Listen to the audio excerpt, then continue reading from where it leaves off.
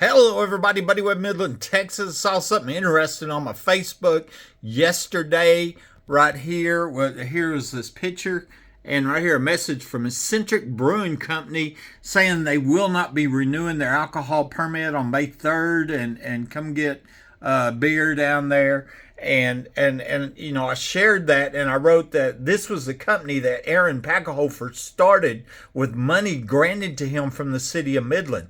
It was the Midland Development Corporation, the MDC. This happened after I made it public that he told me there were 4 people murdered, died at my home. I have a good guess of who those 4 people are. I'll put that in the upcoming video. This is the video right here.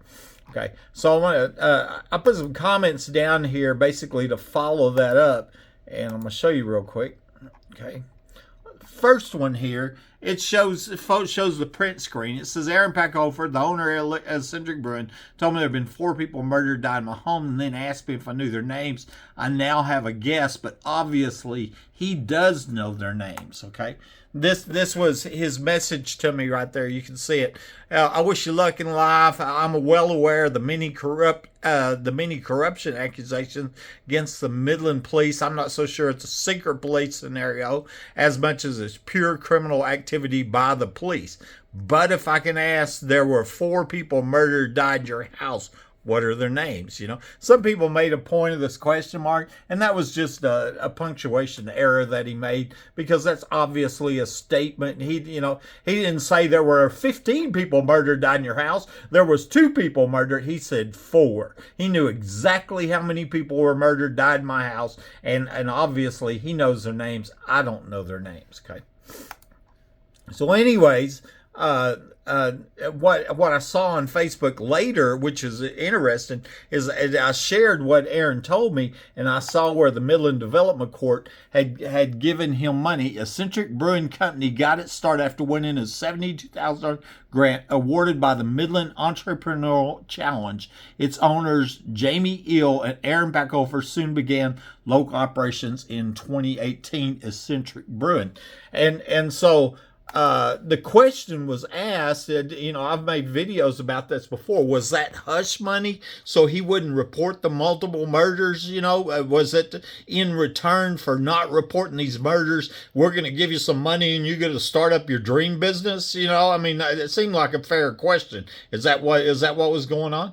And then I later saw where Aaron Pachlhofer, the guy that had told me there had been 4 murder deaths in my house, was smearing my name on Facebook and telling people that he was going to sue me.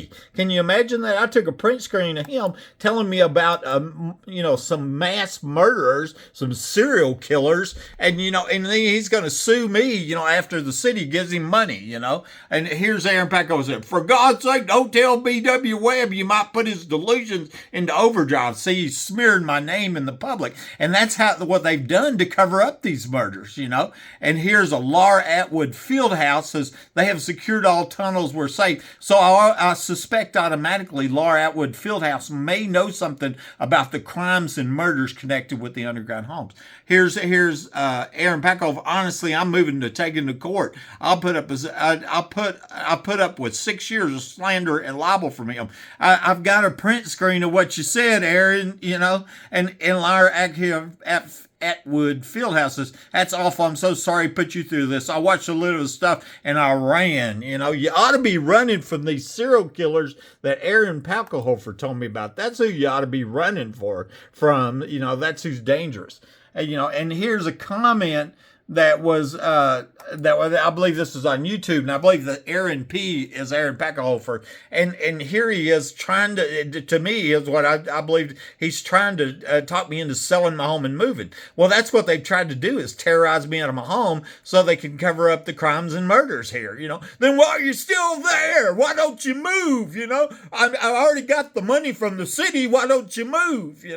I'm like, what? This is my home. Why are you trying to talk me into selling my property? I'm under the threat of death here, And by the way, what are the names of them 4 people you said were murdered, died at my house before they tried to murder me? Obviously, he never answered that question. Ain't that amazing? Never answered the question. Okay. So anyways, here, who were the 4 people? Here's my guess. here's my guess, but somebody needs to talk to Aaron. And my first one here, I'm going to tell a story after I shot my phone line's cut. A former neighbor, Marilyn DeLuigi, told me twice that the previous owner of my home, Mike Lawson, died in this house, but his death certificate said he died in Fort Worth. It looks like that he was killed here and taken to his late mom's house in Fort Worth. And here, I'm just going to skip that and show you just some of the proofs, because that's basically what it's telling you. Here's the obituary for Mike Lawson. The Odessa American posted a death notice and said that he died in Fort Worth. You can see it right here. And then 4 days later, they posted a second death notice, changed the location death, say he died at his residence. That confirmed what Marilyn told me. So I believe that that's one of the four. And I also believe that, Aaron Pachlhofer probably knows that. He also died the week before the 2008 Permian Basin International Oil Show was going to start, and the parties was going on in the underground home in his backyard. I don't think it's a coincidence. I'm going to show you here, and I do this all the time, showing where the bunker in my backyard was found on Google Maps, and how Tisha Brumley told me that the oil show parties were in the underground homes. And Jessica Lee Hadley said there was more than one girl raped or murdered down there. Okay. Here, I sent an information request for this home to get the police reports here, because I was told Mike died here and the city turned me down. And I told them I suspected Mike died here. And to this day, I've never been able to get them police reports for my own home, and I was shot here. Okay. And then also, it was a friend of Mike Lawson, the previous owner, said that he was telling them, his friends, people are breaking the house. He felt like people were in his house. He knew people were in the house. That's what I reported a year before I was shot. And then I was reporting burglary alarms going off when I was shot with my phone lines cut. And then it's continued even to this day. Okay, let's moving on to the second guess. Okay, a former neighbor also told me somebody else died here before him. Okay, and 3 months before Mike Lawson died, Rini Escobar Sanchez went missing July 12, 2008 from Odessa, Texas. He's never been found. Okay, and so I'm going to show you here. I sent in Crime Stoppers 2 tips to Crime Stoppers, told them that I smelled a death smell in my west lawn when I first moved here, and I found half-buried, cut-up clothes. I suggest they come and look here. I also sent this to the Odessa American reporter, Jan Vanderland. So it went to Odessa American and Odessa Crime Stoppers. Nobody ever came here and looked. I never got a reply or nothing, That's what's been going on, Here's where I found, one of the little pieces of cut-up clothing, For years I'd find that. Probably if you start digging, you'd find more, And so anyways, and then they arrested a guy, Jesus, I can't remember his name, Jesus, I know his name was Jesus, but he confessed that he never found the body. The other thing here is that this rug covered a large stain, and I wondered if maybe he was shot here. I found what looked like a bullet hole there in the rock fireplace. So that was my second guess, was Rini Escobar Sanchez. My third guess was the Angie McGee Hurley told me right here. Angie did. She told me about a young girl that was murdered at an oil show party in 2010. And because she refused to prostitute, they were drugging the girls, and the girl didn't wake up, and so, that's where the oil show party is going on in my backyard. Here was another woman that confirmed it right here, and she says, I went to all them parties. I was telling her, I said, Angie was telling me they were drugging them. She says, yes, it's true. Yeah, they were drugging them. She was there.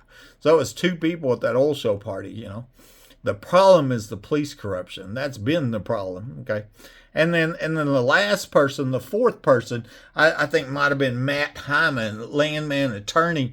2 weeks before I was shot with my phone lines cut, I put electricity on my doorknob, on my bedroom doorknob, because people were in my house. They came from the underground entrance in my house, and I stopped this home invasion. And he died of the same day at the same time as surprise heart failure. He's only 33 years old. And then 2 of his friends threatened me. It was a Brian Hillman and a Chris Mertz right here. And they continue to threaten me. This has gone on. I just made a recent video where Chris Mertz, within the last couple weeks, was smearing my name. Talk to you later, buddy.